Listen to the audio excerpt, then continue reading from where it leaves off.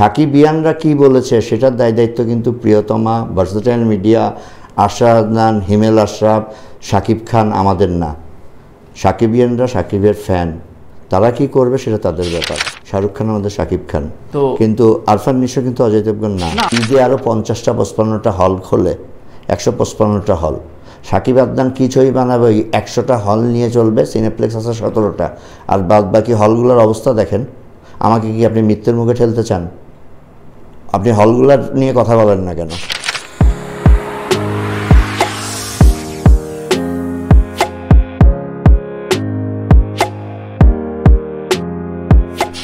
না, আমার গণ্ডি অনেক সীমাবদ্ধ। আমি অনেকের সাথে মিশি না, আমি অনেকের সাথে চলি না, অনেকের সাথে আমার দেখা সাক্ষাৎ হয় না। আমার গণ্ডি অনেক সীমাবদ্ধ। 10 বছর আগের বা 15 বছর আগের আশা আদনান অনেকের সাথে মিশতো, অনেকের সাথে চলতো, অনেক জায়গায় দেখা যেত। এখন আশা আদনানের প্রভাব বেড়েছে কিনা আমি জানি না। প্রথম দিকের 10 বছরের আশা আদনান আর গত 5 বছরের আশা আদনানের পরিবর্তনটা কি? বলা হয় প্রভাব বেড়েছে, বিস্তার বেড়েছে, অনেক নায়ক নায়িকার আবদার বেড়েছে আপনার প্রতি, চাওয়াটা বেড়েছে, প্রত্যাশা বেড়েছে। না, আমার গণ্ডি অনেক সীমাবদ্ধ। আমি অনেকের সাথে মিশি না, আমি অনেকের সাথে চলি না, অনেকের সাথে আমার দেখা সাক্ষাৎ হয় না। আমার গণ্ডি অনেক সীমাবদ্ধ। 10 বছর আগের বা 15 বছর আগের আশা আদনান অনেকের সাথে মিশতো, অনেকের সাথে চলতো, অনেক জায়গায় দেখা যেত। এখন আশা আদনানের প্রভাব বেড়েছে কিনা আমি জানি না। আশা আদনানের কী ব্যাকগ্রাউন্ড সেটা সবাই জানে। আমি যেটা চেষ্টা করি, আমার গণ্ডিটাকে ছোট করে নিয়ে এসেছি। আমি খুব সিলেক্টেড পিপলের সাথে মিশি, আমি সিলেক্টেড লাইফ লিড করার চেষ্টা করতেছি। এটাই আমার পরিবর্তন। আসাদ ভাই, আবারও সাকিব প্রসঙ্গে আসতে হয় যে আলফায়ের কয়েকজনের সাথে কথা হলো, রাফির সাথেও কথা হলো, যখন বলা হলো যে নিশ্চয় একটা সুপারহিট দেওয়ার পরও সাকিবকে নিয়ে একটা বড় বাজেটের ছবি লঞ্চ করলো। ফাইন, প্যান ইন্ডিয়া শুরু হলো সাকিবকে নিয়ে, খুব সুন্দর। আশা আদনান বাংলাদেশের ওয়ান অফ দ্য এখন বেস্ট প্রযোজক, সফল প্রযোজক, সাকিবকে নিয়ে আগামী দেখতে পাচ্ছি 2-3টা ছবি করছেন। তো অন্য 2-4 জন হিরো যে এখনও সুইসাইড করতে যায় নাই, এর দায় আপনি নেবেন কী করে? না, অন্য 2-4 জন নায়ক সুইসাইড করতে হবে না। আমি খুব দ্রুতই সাকিব ছাড়া অন্য নায়ককে নিয়ে ছবির ঘোষণা দেব। থ্যাংক ইউ, এটা বিগ স্টেটমেন্ট। প্লিজ, মানে সেটা কবে নাগাদ শুনতে পাবো বা কী ধরনের? কবে নাগাদ বেঁধে দিলে তো মুশকিল। আচ্ছা, কারণ প্ল্যানিংয়ে আছে। হ্যাঁ, আমার প্ল্যানিংয়ে আছে উইদিন 30 days ইনশাআল্লাহ। আচ্ছা, 30 days খুবই কম সময়, শুভস্য মানে শীঘ্র। তো সেক্ষেত্রে আপনি কি বড় একটা সম্ভাবনা দেখেন যে আগামী 5 বছর বা 10 বছরের একটা যদি শিডিউল করি, 2-4 জন অন্তত সেলেবল তারকা আপনারা এন্ডোর্স করতে বের করা দরকার, খুব জরুরি দরকার। আমি এই ব্যাপারটা নিয়ে কাজ করতেছি। আমি 2-4টা কাজ করব, একটু ছোট বাজেটের হয়তো করব, কিন্তু 2-4টা কাজ করব, নতুন ছেলে মেয়েদেরকে নিয়ে আমি কাজ করব। এটা খুব বেশি দরকার এই কারণে যে সাকিব নির্ভর তো ইন্ডাস্ট্রি, এটা সমস্যা, এটা তো সমস্যা। একজন তো পারবে না, না, একজন তো ইন্ডাস্ট্রি চলতে পারবে না। আর সবচেয়ে বড় সমস্যা হচ্ছে সাকিবের তো বয়স হয়েছে। হ্যাঁ, স্বাভাবিক। সে কতদিন সার্ভ করবে?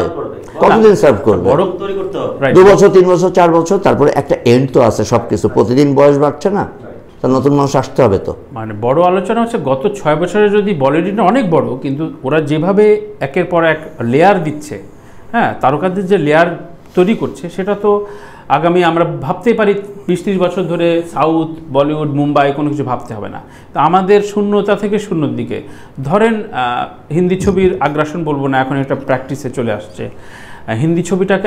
আশা ভালো তো, প্র্যাকটিস না। আপনার মন্তব্যটা আমি নিতে চাইবো।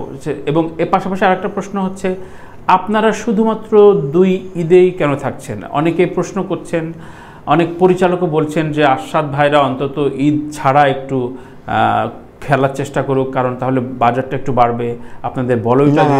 2 ঈদেই আমরা চেষ্টা করছি না, কথা ঠিক না।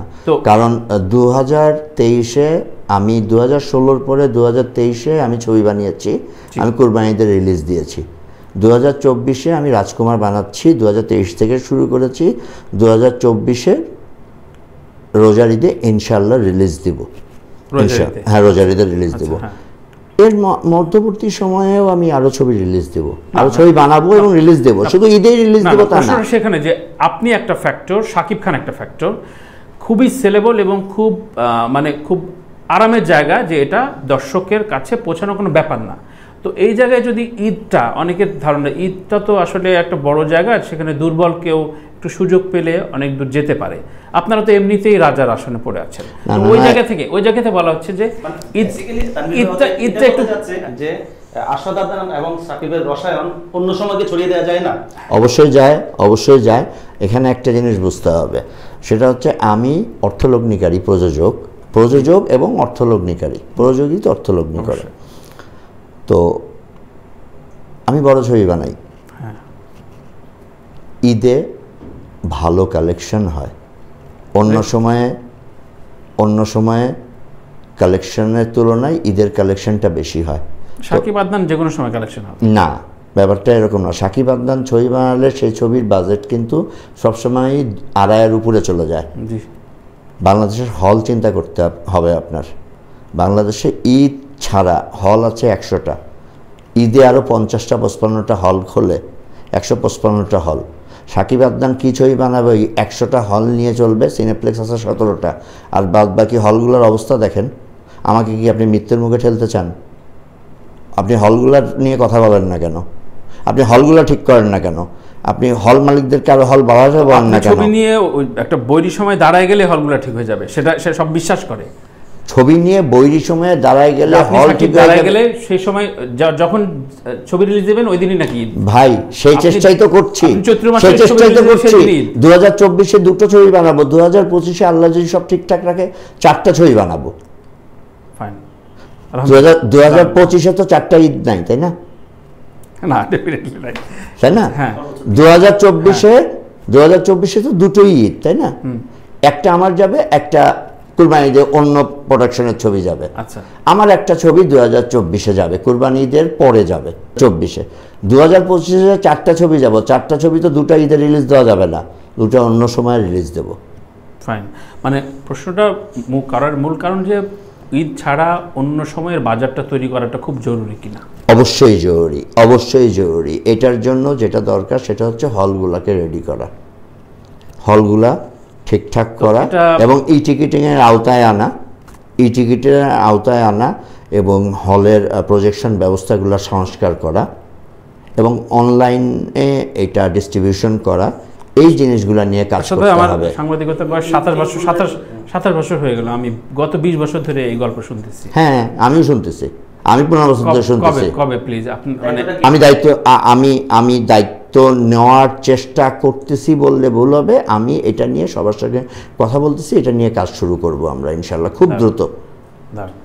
আমি চেষ্টা করছি, আমার দিক থেকে সর্বোচ্চ এফোর্ট থাকবে।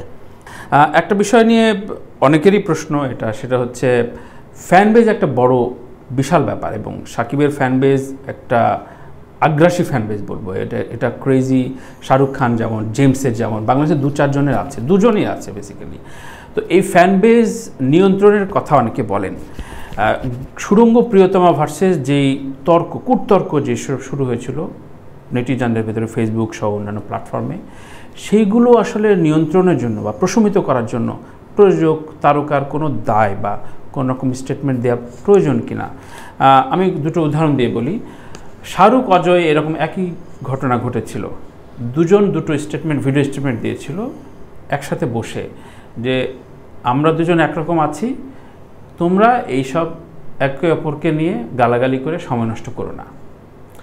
আমার কথা, আমরা শুরু করেছিলাম সম্প্রীতি দিয়ে, সম্পর্কে সম্প্রীতি দিয়ে, কিন্তু সাকিবিয়ান যে বড় ফ্যানবেজ, সাকিবিয়ান আমরা দেখলাম প্রিয়তমার এন্ড টাইটেলও বিশাল বড় নাম, অবশ্যই একটা বড় সম্মানের জায়গা, কিন্তু এই যে একটা কূটতর্ক তৈরি হয়ে যায়, অনেকে বলেন, সুড়ঙ্গর টিমও অনেকে বলেছেন, ভাই এগুলোকে আসলে আমাদের একটা কন্ট্রোলে আনার দরকার, যে কোনোভাবে বোঝানো দরকার যে আমরা উই আর ইন্ডাস্ট্রি এবং আমরা একে কাদা ছোটাছুটি করে একজন আরেকজনকে নামানোর কোনো দরকার নেই।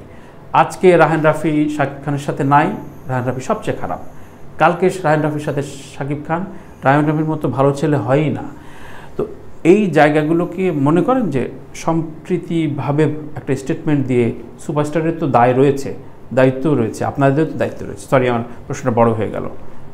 তো উত্তরটা খুব ছোট, না ছোট দিলে হবে না। বাস, শাহরুখ খান, অজয় দেবগন, শাকিব খান, নিশো, আরফান নিশো জি। এক? অবশ্যই না, কিন্তু সেক্ষেত্রে শাহরুখ খান তো আমাদের শাকিব খান, তাই না? শাহরুখ খান আমাদের শাকিব খান, তো কিন্তু আরফান নিশো কিন্তু অজয় দেবগন না। না, আমি বলছি না। হ্যাঁ, আমরা কোনো কূটতর্কে যাইনি। কূটতর্ক যা হয়েছে সুরঙ্গর ওদিক থেকেই হয়েছে। প্রিয়তমার কেউ কিন্তু কোনো কথা বলে নাই। সাকিবিয়ানরা কি বলেছে সেটার দায় দায়িত্ব কিন্তু প্রিয়তমা, ভার্সেটাইল মিডিয়া, আশরাফ আদনান, হিমেল আশরাফ, শাকিব খান আমাদের না। সাকিবিয়ানরা সাকিবের ফ্যান, তারা কি করবে সেটা তাদের ব্যাপার। না, কিন্তু একজন তাদেরকে কন্ট্রোল করার দায় দায়িত্ব কিন্তু শাকিব খানের না। কিন্তু একজন তারকা দু লাইন কিন্তু তারা অনেক প্রভাবিত হয়, অনেক কিছু প্রশমিত হয়ে যায় যে না ঠিক আছে আমাদের এই পথে চলা উচিত। এই দায়িত্বের জায়গাটা সাকিবের কোনো স্টেটমেন্ট দেওয়া প্রয়োজন বলে মনে করেন? না না না, আমি মনে করি না এই দায়িত্বের জায়গায় তারা অ্যাগ্রেসিভ থাকুক। না, তারা অ্যাগ্রেসিভ মোটেই ছিল না, তারা মোটেই অ্যাগ্রেসিভ ছিল না। আমি দুটো রায়হান রাফির ক্ষেত্রে দুটো উদাহরণ দিই। এখন রায়হান রাফি সাকিবকে ডিরেক্ট অ্যাড্রেস করে কথা বলেছে। সাকিবিয়ানরা আগে কোনো কথা বলেনি, রায়হান রাফি আগে বলেছে, তারপরে সাকিবিয়ানরা বলেছে। রায়হান রাফি বলেছে তার কি সাকিবের নাম নেয়নি হয়তো, বলেছে যে আমার সাথে আচ্ছা নিয়েছে, যে তার তো দায় এটা বলা। জি। তো এন্ড অফ দ্য ডে কী হলো? রায়হান রাফি তখন বললো, রায়হান রাফির এটা প্রচারণার একটা কৌশল ছিল, সুরঙ্গর প্রচারের কৌশল ছিল। এখন সে ঘুরে ফিরে আবার সাকিবের নিয়েই ছবি বানাচ্ছে, তাই না? তো উত্তরটা তো আপনিই পাবেন। সাকিবও কাজ করছে, সাকিবও কাজ করছে, তো উত্তর তো আপনাদের কাছেই আছে, আমার কাছে কেন কোশ্চেন করেন? অর্থাৎ ভাই হয়তো বলতে চাচ্ছে যে তারা কিন্তু একই হয়েছে, সেই স্টেটমেন্টটাই সহজ সরলভাবে সবাই আমরা এক, অডিয়েন্সরা সেপারেট হয়েছে সেই জায়গায় যখন রায়হান রাফি কিছু কথা বলেছে। এটা রায়হান রাফির একটা চালাকি, রায়হান রাফির ছবিকে হাইপটা উঠানোর জন্য, প্রমোশনের জন্য। আচ্ছা, করতেই পারে, ভালোই করেছে।